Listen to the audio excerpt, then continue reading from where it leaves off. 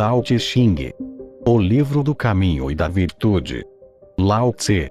Introdução. O Tao Te Ching é um texto profundo e ao mesmo tempo simples, porque apresenta por meio da linguagem aquilo que se experimenta na sua ausência. A profundidade é o próprio caminho do mistério, a experiência do sagrado que corresponde à vivência espiritual. A simplicidade, um dos três tesouros, um dos ensinamentos de Lao Tse, conduz à naturalidade que orienta o indivíduo no macrocosmo.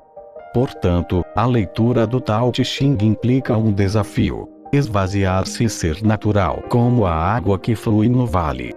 O desvendamento do texto deve fluir gradualmente, levando à contemplação de suas palavras. Se estas não parecem suficientemente claras, isso se deve ao fato de a sociedade contemporânea, na qual prolifera o pensamento, dificultar a ampliação da consciência. Nesse contexto, a contemplação já é por si um ato transgressor.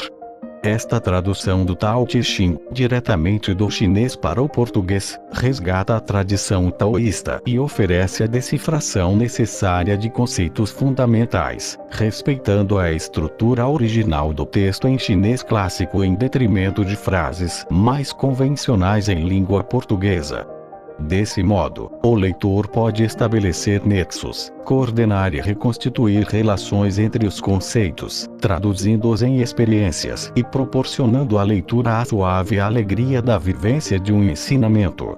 Reverenciado como escritura sagrada pelos mistérios que revela, o ensinamento contido neste livro corresponde a uma tradição que integra filosofia, ciência e religião à experiência. Os três tesouros segundo a tradição taoísta são humildade, simplicidade e afetividade. O termo taoísta é formado por dois ideogramas chineses. Tao, que significa caminho, exprimindo a ideia de origem de todas as coisas, e Jiao, que significa ensinamento. Portanto, o taoísmo corresponde à tradição que vem do passado, que revela a origem. Por isso, o caminho da imortalidade, objetivo dos taoístas, é denominado via do retorno, indicando a volta ao princípio. Nesse caminho, a virtude se efetiva através da mediação de consciência e da compreensão dinâmica do universo para resgatar a ordem natural da vida. A escola taoísta tem como base o estudo de três obras, simbolizadas na imagem de uma árvore. A raiz é o I Ching, o livro das mutações, o tronco, e o Tao Te Ching, livro do caminho e da virtude, e a flor é o Não Hua Xin, o livro da flor do sul. O Tao Te Ching é a estrutura central do taoísmo. Lao Tse revela um ensinamento que abrange o tempo infinito. Lao Tse corresponde à transmissão e conservação da tradição taoísta na imagem do mestre, manifestação do absoluto. Segundo o cânon taoísta, Lao Tse nasceu na província de Naui, na cidade de Guiyang, no 25 dia da segunda lua do ano Quanzhen da era Wu Qin, no período entre 1324 e 1408 AC. As circunstâncias do seu nascimento foram extraordinárias. De acordo com a tradição, sua gestação demorou 81 anos. Lao Tse foi concebido quando sua mãe engoliu uma pérola de luz, transformação da transparência sublime em sopro, através da essência do sol. Seu pai era um famoso alquimista da dinastia San que ascensionou com mais de 100 anos, envolvido pelos dragões celestiais. Sua mãe era considerada a encarnação do sopro e do céu anterior, sendo ao mesmo tempo sua mestra. Lao Tse nasceu do lado esquerdo das costelas da Sagrada Mãe, no jardim da família sob uma árvore de nome Li, a ameixeira, com cabelos brancos e orelhas grandes. Por isso, recebeu o nome de Lao Tse, filho velho, e Lier, orelha grande da ameixeira.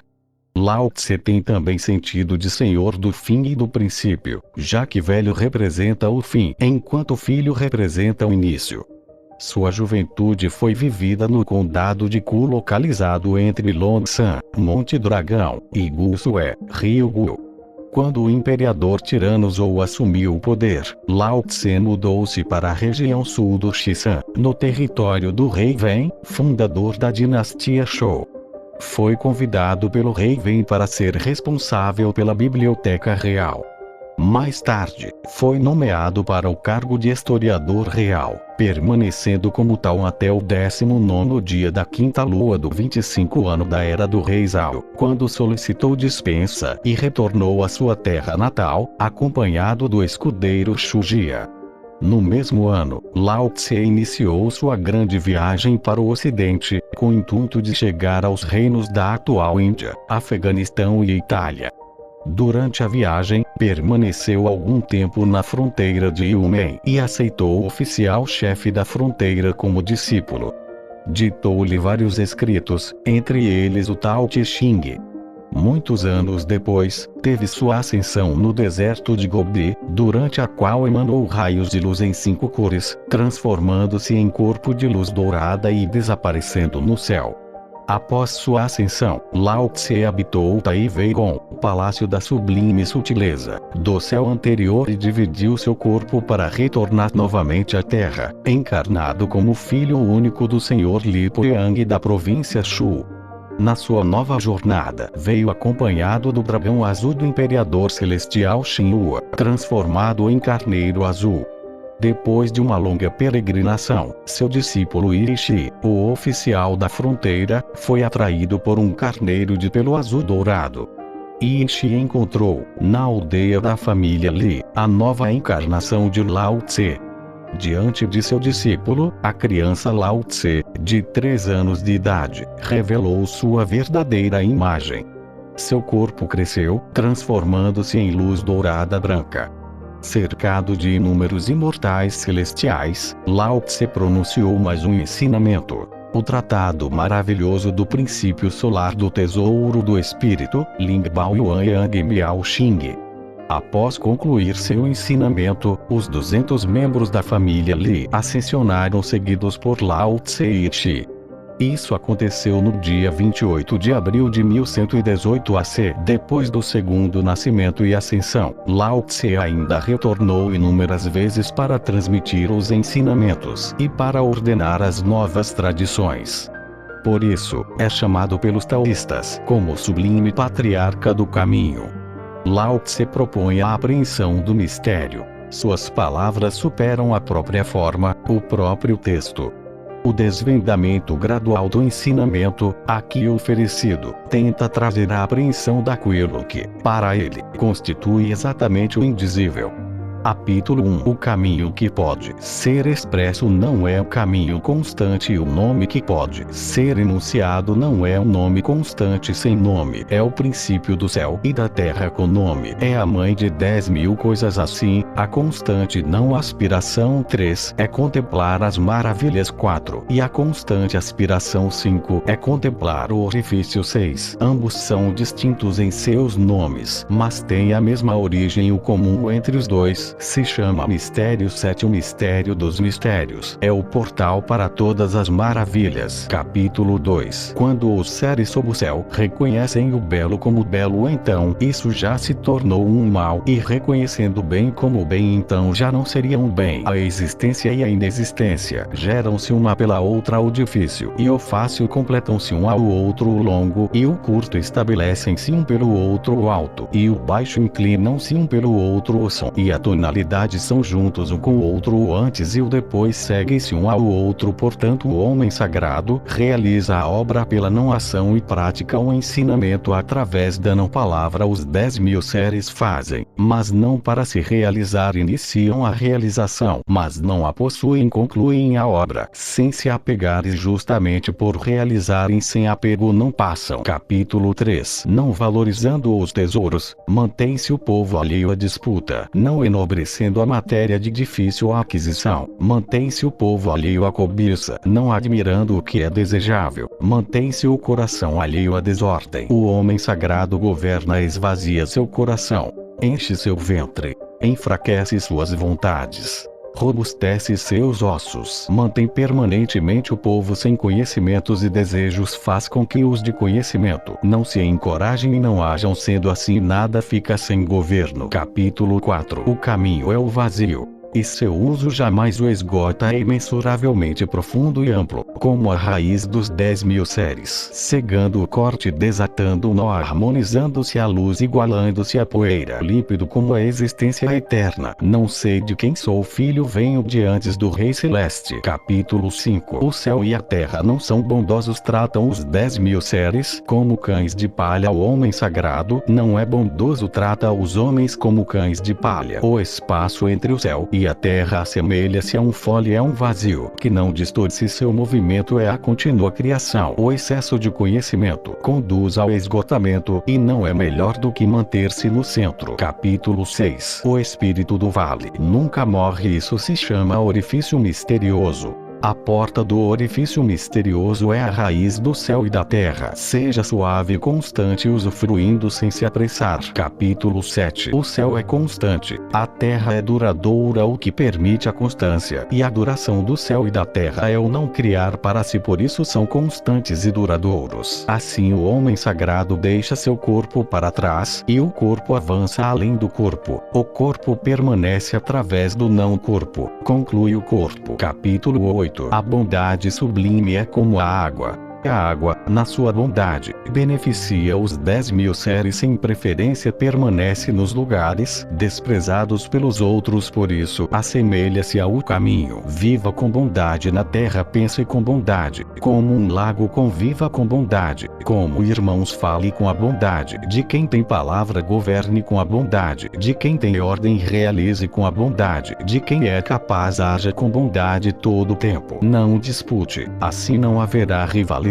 Capítulo 9. O que é mantido cheio não permanece até o fim. O que é intencionalmente polido não é um tesouro eterno. Uma sala cheia de ouro e jade é difícil de ser guardada. Riqueza e nobreza, somadas à arrogância, trazem para si a própria culpa. Concluir o nome, terminar a obra, retirar o corpo, este é o caminho do céu. Capítulo 10. Quem conduz a realização do corpo por abraçar a unidade pode tornar-se indivisível. Quem respira com pureza por alcançar a suavidade pode tornar-se criança. Quem purifica através do conhecimento do mistério pode tornar-se imaculado. Ame o povo e governe o reino através do não conhecimento. Ilumine e clareie os 4 cantos através da não ação. Abra e feche a porta do céu através da ação feminina. O que gera e cria gera, mas sem se apossar age sem querer, para si cultiva, mas sem dominar, chama-se misteriosa virtude. Capítulo 11. 30 raios convergem ao vazio do centro da roda. Através dessa não existência existe a utilidade do veículo. A argila é trabalhada na forma de vasos. Através da não existência existe a utilidade do objeto. Portas e janelas são abertas na construção da casa. Através da não existência existe a utilidade da casa. Assim, da existência vem o valor e da não existência a utilidade. Capítulo 12. As 5 cores tornam os olhos do homem cegos, as 5 notas tornam os ouvidos do homem surdos, os 5 sabores tornam a boca do homem insensível, carreiras de caça no campo tornam o coração do homem enlouquecido, os bens de difícil obtenção tornam a caminhada do homem prejudicada. Por isso, o homem sagrado se realiza pelo ventre e não pelo olho. Assim, afasta este e escolhe aquele. Capítulo 13. O prestígio e a humilhação geram susto. A nobreza e a grande preocupação situam-se no corpo. O que são prestígio e humilhação? Prestígio é inferior ao obtê-lo, ficamos assustados ao perdi-lo, ficamos assustados. Isto é o que quer dizer o prestígio, e a humilhação geram susto. O que quer dizer a nobreza e a grande preocupação situam-se no corpo. A razão de eu ter esta grande preocupação é ter um corpo. Se não tivesse um corpo, com que teria que me preocupar? Por isso o nobre é aquele que entrega o corpo ao mundo. A este o mundo pode se entregar. Quem ama faz do mundo seu corpo. Neste o mundo pode confiar. Capítulo 14. Aquilo que se olha e não se vê, chama-se invisível. Aquilo que se escuta e não se ouve, chama-se inaudível. Aquilo que se abraça e não se possui, chama-se impalpável. Estes 3 não podem ser revelados, por isso se fundem e se tornam um. Enquanto superior não é luminoso, enquanto inferior inferior não é vago. O constante que não pode ser nomeado é o retorno à não existência, é a expressão da não expressão, é a imagem da não existência. A isso se chama indeterminado. Encarando-o, não se vê sua face, seguindo-o, não se vê suas costas. Quem mantém o caminho ancestral poderá governar a existência presente. Quem conhece o princípio ancestral encontrará a ordem do caminho. Capítulo 15. Os bons realizadores da antiguidade eram sutis, maravilhosos, misteriosos e despertados, eram profundos e não podiam ser compreendidos, e justamente por não poderem ser compreendidos é preciso esforçar-se para ilustrá-los. Receosos como quem atravessa um rio no inverno, cautelosos como quem teme seus vizinhos, reservados como hóspedes solúveis, como gelo fundente, genuínos como a madeira bruta, vazios como os vales, entorpecidos como as águas turvas. O turvo, através da quietude, torna-se gradualmente límpido, quieto, através do movimento, torna-se gradualmente criativo. Aquele que resguarda este caminho não tem desejo de se enaltecer, e justamente por não se enaltecer, mesmo envelhecido, pode voltar a criar. Capítulo 16. Alcançando o extremo vazio e permanecendo na quietude da extrema quietude, os 10.000 seres se manifestam simultaneamente. Através disso, contemplamos o seu retorno. Apesar da diversidade dos seres, cada um deles pode retornar à sua raiz. O regresso à raiz se chama quietude, quietude se chama retornar a viver, retornar a viver se chama constância, conhecer a constância se chama iluminação, desconhecer a constância é a impropriedade que provoca o infortúnio. Quem conhece a constância é abrangente, quem é abrangente pode ser coletivo. O coletivo tem o poder da criação, a criação tem o poder do céu, o céu tem o poder do caminho, o caminho tem o poder do eterno. Assim, mesmo perdendo o corpo, não irá perecer. Capítulo 17. Do supremo, ou inferior, tem apenas ciência da existência do estado que o sucede, intimidade ou admiração do estado seguinte, temor ou desprezo. Não havendo suficiente confiança, surge a desconfiança. Quem valoriza a palavra, realiza a obra sem deixar rastros. Assim, o povo achará que surgiu por si, naturalmente. Capítulo 18. Quando se perde o grande caminho, surgem a bondade e a justiça. Quando aparece a inteligência, surge a grande hipocrisia. Quando os 6 parentes não estão em paz, surgem o amor filial e o amor paternal. Quando há desordem e confusão no reino, surge o patriota. Capítulo 19. Anule o sagrado e abandone a inteligência, e o povo 100 vezes se beneficiará. Anule a bondade e abandone a justiça, e o povo retornará ao amor filial e ao amor paternal. Anule a engenhosidade e abandone o interesse, e não haverá mais ladrões nem roubos. Se estas 3 frases ditas não são o suficiente, então faça existir aquilo em que se possa confiar, encontrando e abraçando a simplicidade, reduzindo o egoísmo e diminuindo os desejos. Capítulo 20. No ensinamento pela supressão não há preocupações. Entre aceitar e repudiar, qual é a diferença? Entre apreciar e desprezar, qual é a distância? O que os homens temem, poderiam não temer. Abandone isso antes que se esgote.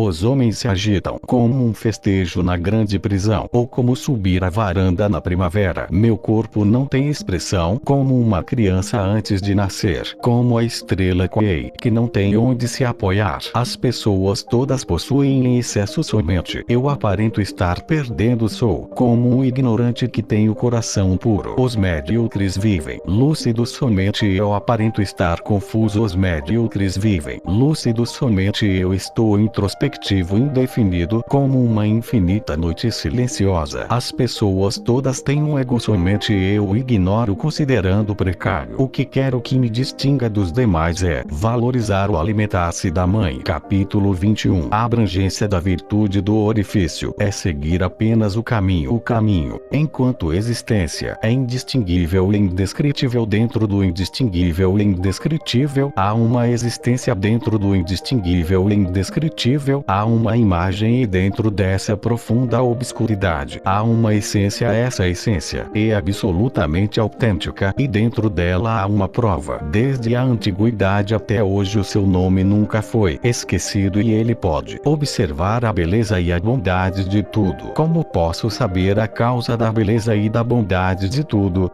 É através da prova. Capítulo 22. Curvar-se permite a plenitude, submeter-se permite a retidão, esvaziar-se permite o preenchimento, romper permite a renovação, possuir pouco permite a aquisição, possuir muito permite a ganância. Por isso, o homem sagrado abraça a unidade, tornando-a um modelo sob o céu, não julga por si, por isso é óbvio, não vê por si, por isso é resplandecente, não se vangloria, por isso a realização não se exalta. Por isso cresce só por não disputar. Nada pode disputar com ele. Antigamente se dizia: curvar-se permite a plenitude. Como poderiam ser palavras vazias? Assim, ao alcançar a plenitude encontra-se o retorno. Capítulo 23. Falar pouco é o natural. O redemoinho não dura uma manhã, uma rajada de chuva não dura um dia. De onde provém essas coisas? Do céu e da terra. Se nem o céu e a terra podem produzir coisas duráveis, quanto mais os seres humanos.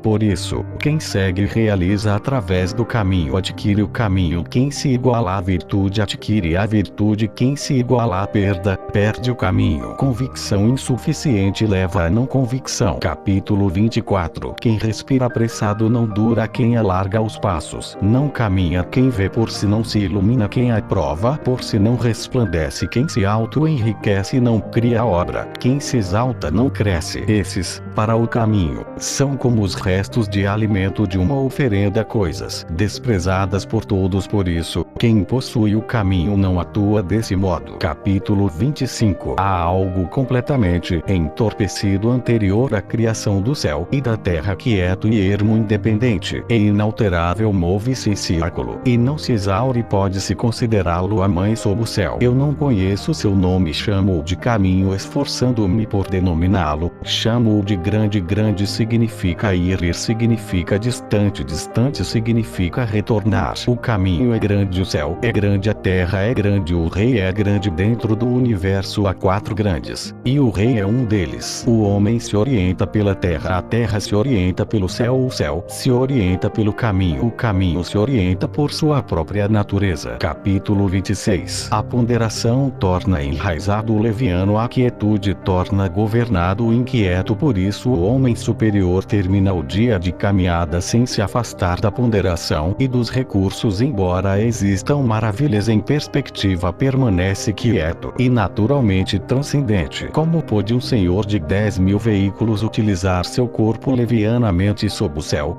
Ao ser leviano, perderia a raiz. Ao ser inquieto, perderia o governo. Capítulo 27. A boa caminhada não deixa rastros ou pegadas. A boa palavra não deixa imperfeição para críticas. O bom cálculo não utiliza medida nem número. A boa porta não necessita de ferrolho para ser fechada e não pode ser aberta. O bom nó não necessita de corda para ser atado e não pode ser desatado. Assim, o homem sagrado é constante e bondoso, salva os homens e não abandona os homens. É constante e bondoso, salva coisas e não abandona coisas. Isso se chama herdar a luz. O homem bom é mestre daquele que não é bom. O homem que não é bom é o recurso daquele que é bom. Quem não valoriza seu mestre e quem não ama seu recurso, mesmo inteligente, permanece enormemente desorientado. A tudo isso denomina-se maravilha essencial. Capítulo 28. Conhecendo o masculino, resguardando o feminino, sendo a ravina sob o céu, sem se afastar da virtude eterna, retornará a ser criança. Conhecendo o branco, resguardando o negro, sendo o modelo sob o céu, sem se enganar com a virtude eterna, retornará à extremidade inexistente. Conhecendo a glória, resguardando a humildade, sendo o vale sob o céu, sendo o vale sob o céu, completará a virtude eterna e retornará a ser madeira bruta. A madeira bruta partida transforma-se em instrumentos e o homem sagrado utiliza-os através de um regente. Isto tudo é um grande corte sem incisão. ilusão. Capítulo 29. Para quem deseja possuir o mundo e age para isso, vejo, não o conseguirá. O mundo é um recipiente espiritual que não se pode manipular. Quem o manipula, destrói. Quem o retém, perde. Pois as coisas caminham, ou acompanham, sopram quente, ou sopram frio, são rígidas, ou flexíveis, ligam-se ou rompem-se. Por isso, o homem sagrado elimina o excesso, elimina a opulência, elimina a complacência. Capítulo 30. Aquele que utiliza o caminho para auxiliar o Senhor dos homens, não utiliza a arma e a força, sob o céu, pois esta atividade beneficia o revide. Onde o exército se instala, surgem espinhos e ervas secas. Por isso o homem bom é determinado, porém cauteloso, não utiliza a força para conquistar, é determinado sem se orgulhar, é determinado sem se envaidecer, é determinado sem se glorificar, é determinado sem se tornar excessivo, isto é,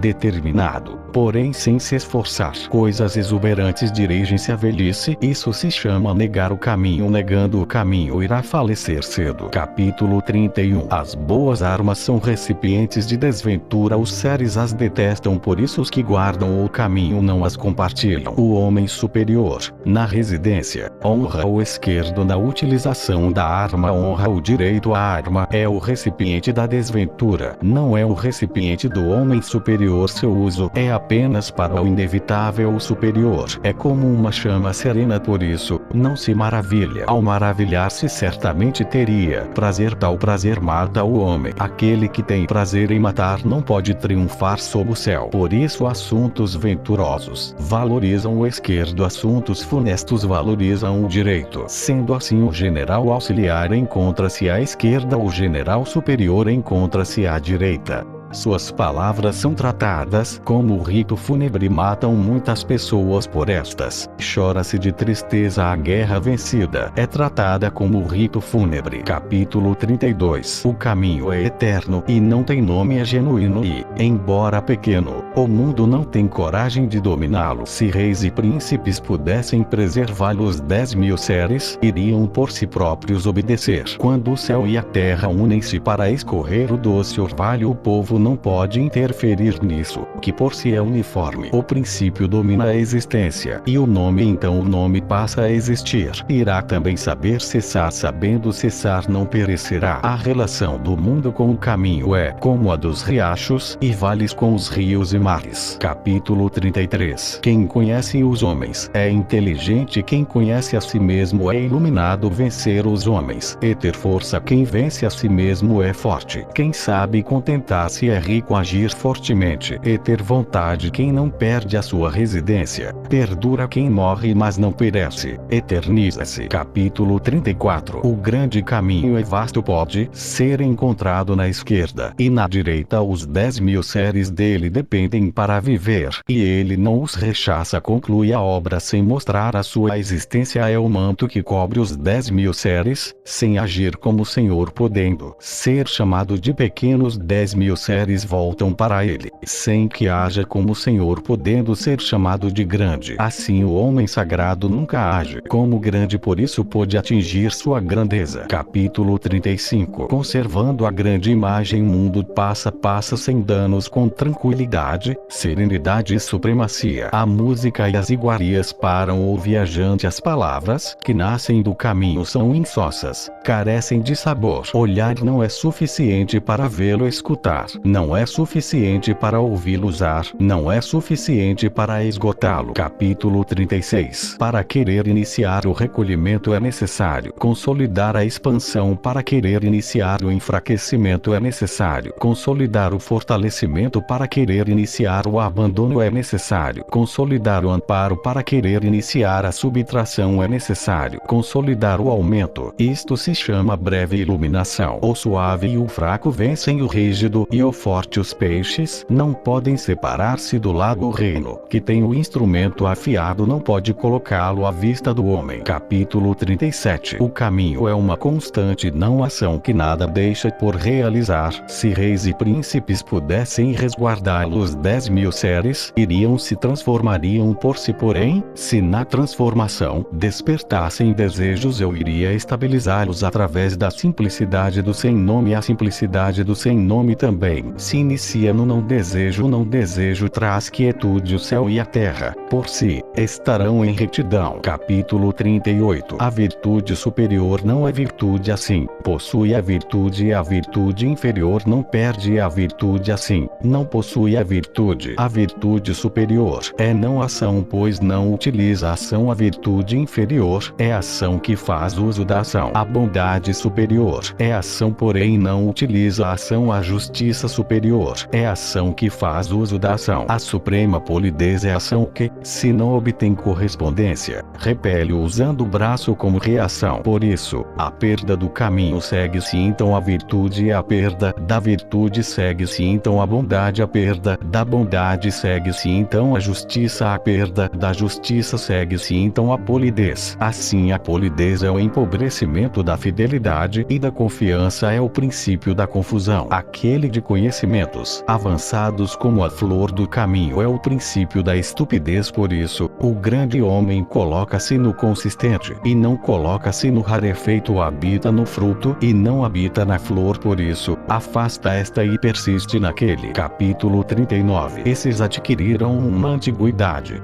O céu adquiriu um tornou-se transparente. A terra adquiriu um e tornou-se tranquila. O espírito adquiriu um e tornou-se desperto. Os vales adquiriram um e tornaram-se opulentos. Os 10.000 seres adquiriram um e tornaram-se vivos. Os príncipes e reis adquiriram um tornaram-se o eixo do mundo. Esses alcançaram a supremacia. O céu, não se tornando transparente, temerá rachar-se. A terra, não se tornando tranquila, temerá estremecer. O espírito, não se tornando desperto, temerá exaurir-se. Os vales, não se tornando opulentos, temerão secar. Os 10.000 seres, não se tornando vivos, temerão extinguir-se. Os príncipes e os reis, não se tornando nobres, temerão a derrota. Por isso, o nobre utiliza a humildade como princípio, o alto utiliza o baixo como base. Sendo assim, os príncipes e os reis denominam-se a si mesmos de órfãos, carentes e indignos. Isto seria utilizar a humildade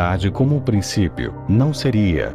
Por isso, alcançar o valor é aproximar-se do não elogio, não desejando o vulgar, como já dizendo simples como a pedra. Capítulo 40. O retorno é o movimento do caminho. A suavidade é a atuação do caminho. Os seres sob o céu nascem da existência, e a existência nasce da não existência. Capítulo 41. O homem superior a ouvir sobre o caminho esforça-se para poder realizá-lo. O homem mediano a ouvir sobre o caminho às vezes o resguarda, às vezes o perde. O homem inferior a ouvir sobre o caminho trata-o as gargalhadas. Se não fosse tratado as gargalhadas, não seria suficiente para ser o caminho. Por isso, as seguintes palavras sugerem: a iluminação do caminho é como se fosse a obscuridade. O avanço do caminho é como se fosse o retrocesso. As planícies do caminho são como se fossem iguais à virtude superior. É como se fosse o comum a grande brancura. É como se fosse o sujo a virtude ampla. É como se fosse insuficiente construir a virtude. É como se fosse roubar a consistência verdadeira. É como se fosse o instável o grande quadrado. Não tem ângulos o grande recipiente. Conclui-se tarde o grande som. Carece de ruído a grande imagem. Não tem forma. O caminho é invisível e não tem nome assim. Apenas o caminho é bom em auxiliar e concluir. Capítulo 42. O caminho gera o 1 gera o 2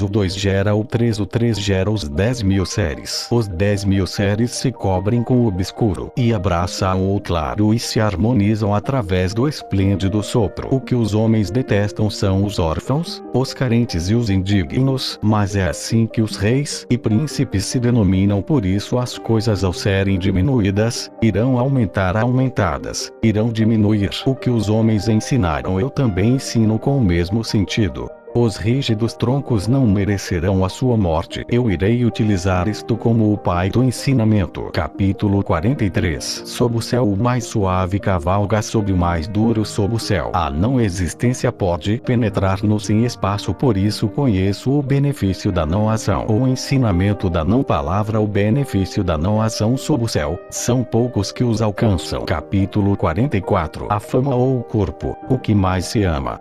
O corpo ou a riqueza, o que vale mais? Ganhar ou perder, o que mais adoece?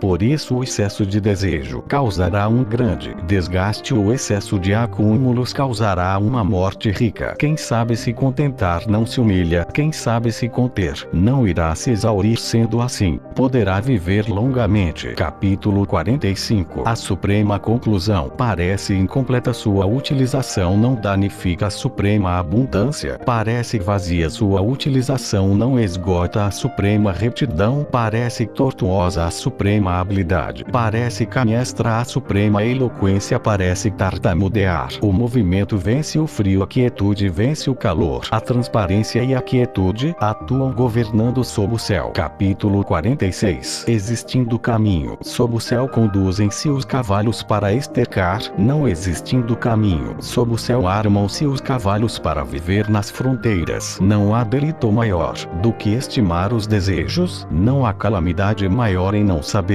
se contentar. Não há erro maior do que desejar possuir. Por isso, com a suficiência de quem sabe que é suficiente, terá sempre o suficiente. Capítulo 47. Sem sair da porta pode-se conhecer o mundo, sem ver através da janela pode-se conhecer o caminho do céu. Quanto mais longe saímos, tanto menos conhecemos. Por isso, o homem sagrado conhece sem caminhar, reconhece sem ver, realiza sem agir. Capítulo 48. A realização através dos estudos é expandir dia após dia. A realização através do caminho é simplificar dia após dia, simplificando e simplificando mais até alcançar a não ação. Na não ação, não há o que não possa ser feito. Apoderar-se do mundo é permanecer através da não atividade. Ao surgir a atividade, já não é mais suficiente para apoderar-se do mundo. Capítulo 49. O homem sagrado não tem coração, toma o povo como seu coração. Com os bons faço o bem, com os que não são bons faço o bem também. Adquirido bem com os sinceros, sou sincero com os que não são sinceros, sou sincero também. Adquirido a sinceridade. O homem sagrado sob o céu age cautelosamente, fundindo os corações do mundo, o povo todo com olhos e ouvidos atentos. O homem sagrado os trata como crianças. Capítulo 50. Nascer na vida, entrar na morte dos que pertencem ao nascimento. Entre 10 a 3 dos que pertencem à morte. Entre 10 a 3 dos homens vivos os que se movem para a terra da morte. Entre 10 a 13. Qual é a causa? Suas vidas são vividas em excesso. Ouvi dizer que o bom cultivador da vida viaja pela terra e não se confronta com rinocerontes nem tigres, e atravessa um exército sem armadura nem armas. Os rinocerontes não têm onde enfiar o chifre, os tigres não têm onde cravar as garras e as armas não têm onde alojar as lâminas. E qual a causa? Nele não existe lugar para a morte. Capítulo 51. O caminho gera a virtude, cria a matéria, forma a conclusão completa. Por isso os 10.000 seres veneram o caminho e estimam a virtude. O caminho é venerável, a virtude é estimável, pois eles não segregam e são constantemente naturais. Assim, o caminho gera, a virtude cria, fazem crescer, fazem nutrir, fazem completar, fazem concluir, fazem o sustento e fazem a cobertura. Geram, porém não se apossam, agem, porém não retêm, cultivam, porém não controlam. Isto chama-se misteriosa virtude. Capítulo 52. Sob o céu há um princípio que age como mãe do mundo. Já que existe a mãe, pode-se conhecer o filho. Já que se conhece o filho, volte a preservar a mãe. Assim o fim do corpo não conduzirá à morte. Fechando a boca, trancando a porta até o fim do corpo, sem desgaste, abrindo a boca, favorecendo sua atividade até o fim do corpo, sem salvação. Ver o pequeno se chama iluminação. Usar a suavidade se chama força. Use de volta sua luz para voltar a iluminar-se, assim não restará dano ao corpo. Isto se chama herdar o constante. Capítulo 53. Torne-me naturalmente firme e possuidor do saber, percorrendo o grande caminho, temendo apenas o desperdício. O grande caminho é bastante tranquilo, mas os homens gostam bastante de trilhas. Governo com excesso de degraus, campo com excesso de erva daninha, armazém com excesso de vazios, vestir bordados coloridos, carregar espada afiada, satisfazer-se comendo e bebendo, possuir moedas e bens em excesso. Isto chama-se roubo e auto-encantamento. Roubo e auto-encantamento negam o caminho. Capítulo 54. Bem plantado, não se desarraiga, bem abraçado, não se aparta. Assim filhos e netos não cessam de cultuar. Restaure seu corpo, sua virtude será autêntica. Restaure sua casa, sua virtude será abundante. Restaure sua província, sua virtude será crescente. Restaure seu reino, sua virtude será farta. Restaure seu mundo, sua virtude será vasta. Assim, através do corpo percebe-se o corpo, através da casa percebe-se a casa, através da província percebe-se a província, através do reino percebe-se o reino, através do mundo percebe-se o mundo. Como posso saber da natureza do mundo? É através disso. Capítulo 55. Quem possui a virtude em abundância é como um recém-nascido. Os insetos não o picam, as aves de rapina e os animais bravios não o agarram. Tem ossos leves e cartilagens macias, mas pegam com firmeza. Desconhece a união de macho e fêmea, mas seu órgão se desperta pela plenitude da essência. Grita até o fim do dia, mas não fica rouco pela plenitude da harmonia. Conhecer a harmonia chama-se constância. Conhecer a constância chama-se iluminar, enriquecer. A vida chama-se esclarecer, e o coração que ordena o sopro chama-se força. As coisas no seu auge tornam-se velhas, isso chama-se negar o caminho. Negando o caminho, rapidamente falecem. Capítulo 56. O que é da compreensão não é a palavra, o que é da palavra não é a compreensão. Fechando a boca, trancando a porta, cegando o corte, desatando o nó, harmonizando-se a luz, igualando-se a poeira. Isto chama-se um mistério comum, com o qual não se pode encontrar aproximação, não se pode encontrar afastamento, não se pode encontrar benefício, não se pode encontrar malefício, não se pode encontrar valorização, não se pode encontrar desvalorização. Por isso age como nobre sob o céu. Capítulo 57. Através da retidão organiza-se o reino, através da singularidade dirige-se a guerra, através da não atividade adquire-se um mundo. Como posso saber da natureza do mundo?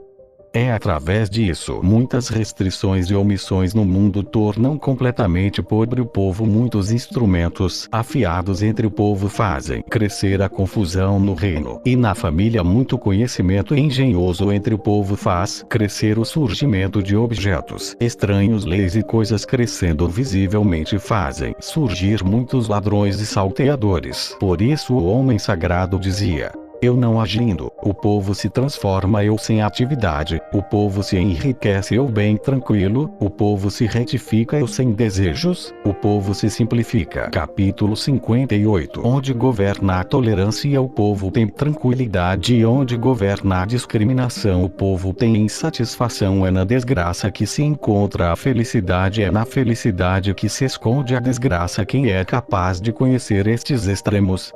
Na ausência de governo, o governo passa a agir como estranho, a bondade passa a agir como maldade, e a ilusão do homem tem seu dia consolidado longamente. Seja quadrado sem cortes, seja honesto sem humilhar, seja reto sem abuso, seja luminoso sem ofuscar. Capítulo 59. Para reger o homem e servir o céu nada como ser o modelo somente. Sendo o modelo pode-se dominar cedo. Dominar cedo significa aumentar o acúmulo acúmulo de virtude. Aumentando o acúmulo de virtude, então, não há o que não se possa vencer. Não havendo o que não se possa vencer, não se conhece seu extremo. Podendo conhecer seus extremos, pode-se possuir o reino. Possuindo a mãe do reino, pode-se ser constante. Isto é uma raiz profunda, e um pedúnculo sólido é o caminho da vida constante e visão duradoura. Capítulo 60. Governar um grande reino é como cozinhar um pequeno peixe, atuando sob o céu através do caminho. Seus demônios não são despertados, não que seus demônios não sejam despertados. Seu despertar não fere o homem, não apenas que seu despertar não fira o homem sagrado também não fere o homem, sendo que os dois não se ferem, assim suas virtudes se unem e retornam. Capítulo 61. O grande reino é aquele corrente abaixo, é um campo sob o céu. Num campo sob o céu, a fêmea sempre vence um macho através da quietude. Por isso, o grande reino, estando abaixo do pequeno reino, conquista o pequeno reino. O pequeno reino, estando abaixo do grande reino, absorve o grande reino. Assim, ou por estar abaixo para conquistar, ou por estar abaixo para absorver o grande reino, apenas deseja unir e cultivar os homens. O pequeno reino apenas deseja integrar e servir aos homens. Cada um destes dois encontra o local para seu desejo, portanto, o grande deve estar abaixo. Capítulo 62. O caminho é o segredo dos 10.000 séries. Tesouro do homem benevolente é o que o homem não benevolente não guarda. Palavras bonitas podem ser negociadas, atitudes reverentes podem aumentar um homem, mesmo com a não benevolência do homem, como se poderia abandoná-lo?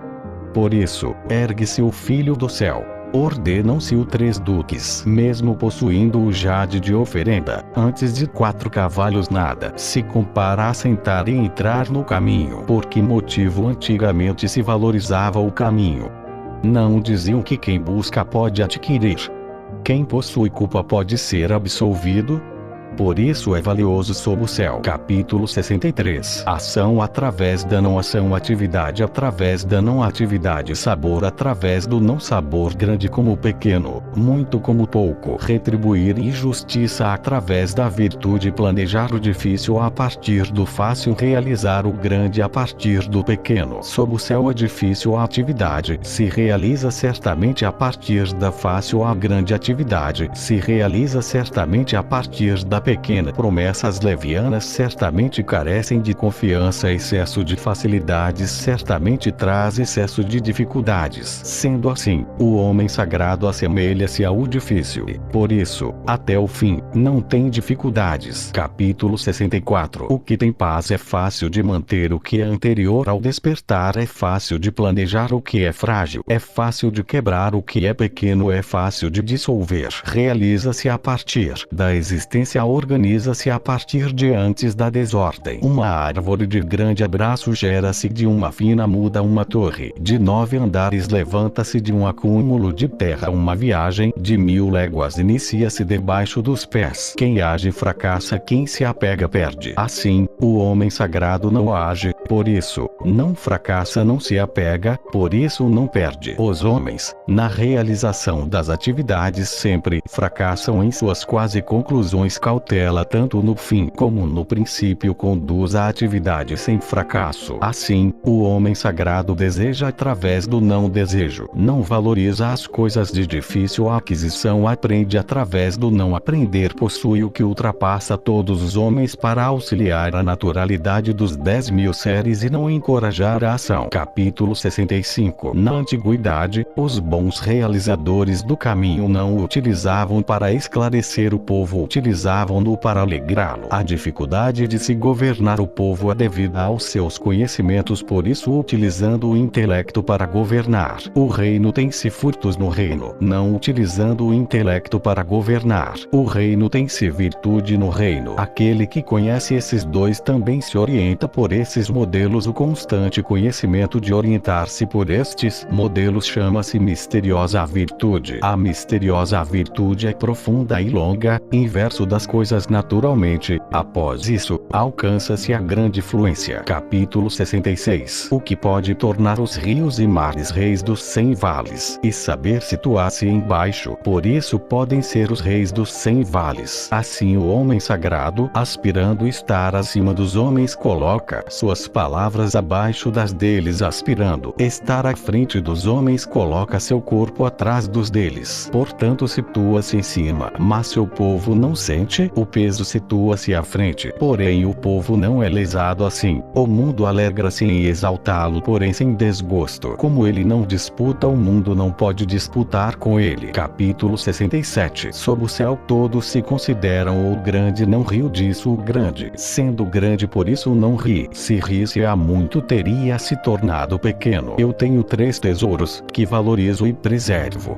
O primeiro chama-se afetividade, o segundo chama-se simplicidade, e o terceiro chama-se não encorajar. Ser o dianteiro sob o céu. Assim, através da afetividade pode-se ter coragem, através da simplicidade pode-se ter amplitude. Não encorajando ser o dianteiro sob o céu, pode-se concluir um instrumento do eterno. Hoje, abandonando a afetividade e tendo coragem, abandonando a simplicidade e tendo amplitude, abandonando o ulterior e tornando-se o dianteiro, isso é morrer. Através da afetividade com a manifestação, é ordenada a retidão com resguardo, é ordenada a adoração. Quando o céu quer salvar, utiliza a afetividade como proteção. Capítulo 68. Na antiguidade, os bons praticantes de cavalheirismo não eram belicosos, bons em guerrear, sem ira, bons em vencer os inimigos, sem disputa, bons em empregar os homens, agindo como inferior. Isso se chama a virtude da não disputa. Isso se chama a força de empregar os homens. Isso se chama a supremacia da união com o céu e a antiguidade. Capítulo 69. Sobre o uso da arma, há um provérbio: não me encorajou a agir como anfitrião, prefiro agir como hóspede. Não me encorajou em avançar uma polegada, prefiro recuar um pé. Isso se chama mover, não movendo, agarrar, não abraçando, defender, não lutando, enfrentar sem inimizade. Não há desgraça maior do que humilhar o inimigo humilhando o inimigo. Então arriscamos perder nosso tesouro. Por isso, no confronto onde as armas se igualam, vence. Então, o que está entristecido? Capítulo 70. Minha palavra é bastante fácil de compreender, bastante fácil de praticar, mas, sob o céu, ninguém consegue compreendê-la, ninguém consegue praticá-la. Palavras têm uma origem, atos têm um regente, e somente através da não compreensão não se tem a compreensão do ego. Aqueles que me compreendem são poucos, aqueles que me seguem são nobres. Por isso o homem sagrado se cobre com andrajosa, abraçando um jade. Capítulo 71. Saber do não saber é sublime, não saber do saber é doença. Assim, o homem sagrado não adoece por considerar doença a doença. Por isso, não há doença. Capítulo 72. Quando o povo não tem medo do temível, então o grande temor chega. Não estreite sua morada, não despreze sua vida, pois somente não desprezando pode se tornar o não apodrecido. Por isso, o homem sagrado conhece a si mesmo, mas não se evidencia, ama a si mesmo, mas não se estima, e, assim, nega isto e admite aquilo. Capítulo 73. Quem tem coragem de ser valente, terá a morte. Quem tem coragem de ser cauteloso, terá a vida. E esses dois são ora benéficos, ora maléficos. Quando o céu repudia, quem compreenderá a causa? O caminho do céu não disputa, mas é bom em vencer. Não fala, mas é bom em responder. Não é invocado, mas por si vem. Não fala, mas é bom em planejar. A teia do céu é grandiosamente grande, liga-se a tudo e de nada se perde. Capítulo 74. O povo constante não teme a morte. Como se pôde intimidá-lo usando a morte? Se considero estranho esse constante que não teme a morte, devo, sinceramente, matar mesmo reconhecendo sua coragem.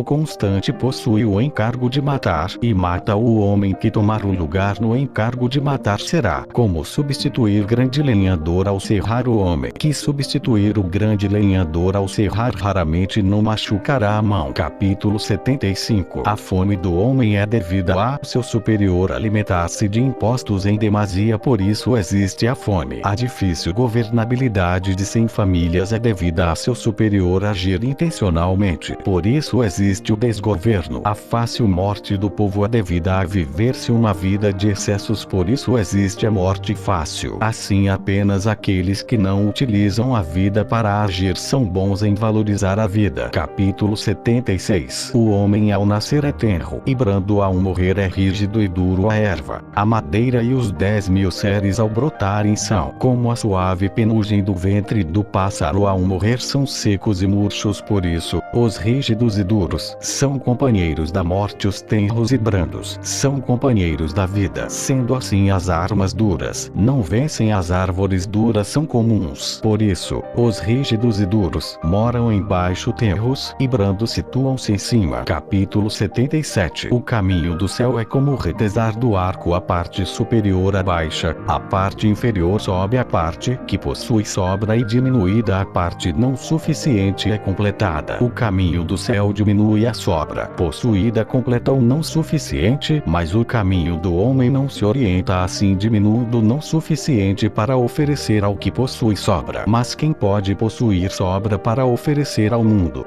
Somente aquele que possui o caminho. Por isso, o homem sagrado age sem querer para se concluir a obra, mas não se apega e não deseja mostrar sua eminência. Capítulo 78. Sob o céu nada é mais suave e brando que a água, no entanto, para atacar o que é rígido e duro nada pode se adiantar a ela, nada pode substituí-la. Assim a suavidade vence a força, o brando vence o duro sob o céu. Não há quem não o saiba, não há quem possa praticá-lo. Por isso o homem sagrado disse: aceitar as impurezas do reino chama-se reger o cereal, e a terra aceitar as desventuras do reino chama-se reinar sob o céu. As palavras corretas parecem contrárias. Capítulo 79. Ao se conciliar um grande rancor, certamente ainda se terá um resto de rancor, então como se pode agir bem?